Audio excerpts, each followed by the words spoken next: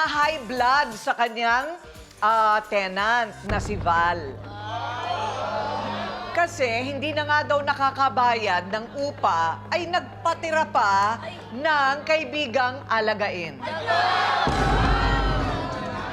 Sagot ni Val, hindi kaya ng kanyang konsyensya na pabayaan ng kaibigan. Kaya sa inis ng kasera ay wala nang magawa kundi sisihin itong si Val na walang malay. Ang problema lang dyan kay Val, iniiwan-iwan si Carding yung tuwing niya na walang paalam. Kasi minsan, siyempre, nakikita ni Nuno na naiihi, nadudumi. Ako tinatawag ni Nuno. Kaya po wala si Val palagi dyan sa bahay araw-araw kasi para po kumita at maghanap buhay, para po meron silang pangkain mag-chewin. Kaya naiintindihan ko kung bakit na iniiwan si Kuya Carding sa bahay na mag-isa. Si Val hindi nakakabayad ng upa, kaya si Nuno nahihirapan sa pag-iintindi kay Carding. Siya ang bumibili ng pagkain, ng gamot, minsan pinapaliguan namin. Ang problema lang kasi sa kanila dyan, sinisingil sa upa yung tao, hindi nga makapagtrabaho dahil nag-aalaga ng matanda. Kaya umi-extra-extra lang, kaya hindi nakakabayad ng upa. Heto na ang problemadong nagpapaupa at umuupa. Nono at Val, harapan na!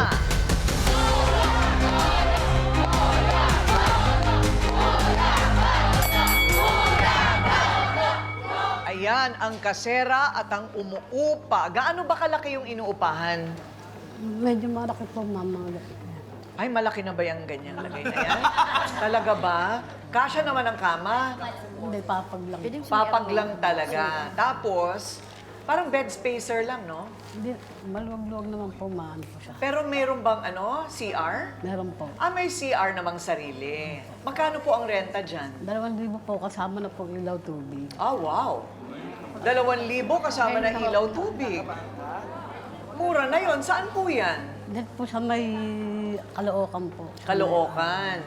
Anong nangyari? Kumatok sa inyong pinto, gustong magrenta. Opo. Tapos? Nangupahan po siya, ma'am. Nung isang taon po nakakabayad siya. Itong mag-isang taon din po nakakabayad. Nagdala pa ng alagain, si Carding. Nako! Ma'am, may mga anak din, may anak po ako, may asawa rin po ako stroke. Iniiwan niya, ma'am, magpapakita siya, tapos uuwi po siya maga. Ako na ho nag-aalaga. Ay! Nung inano po, na-stroke, wala siya. Nakahiga pong gano'n. Oh, wala po siya. Ang ginawa ko po, ma'am, pinakbo ko yung anak ko, dinala namin sa pinatakbo ko sa ISAB. Anong nangyari pala sa kanya? Na-stroke po. Stroke! Wala siya doon. Wala. Iniwan na lang. Sino nagbayad sa ospital? Wala pong bayad, ma'am. Walang Lapit-lapit po namin sa kung saan po. So hanggang ngayon, nandyan pa rin daw? Opo. Oo. Kasi 2 linggo daw na nasa ospital. Oo, di naman lang ngayon, iniwan na lang ng basta. Ako na lang ang nag-aano, tsaka yung anak ko. Yung bumibisita sa ospital. Oo. Nakakaawa naman. Ilan taon na po yung taong yon? 68 na po, ma'am, si Mang Carding.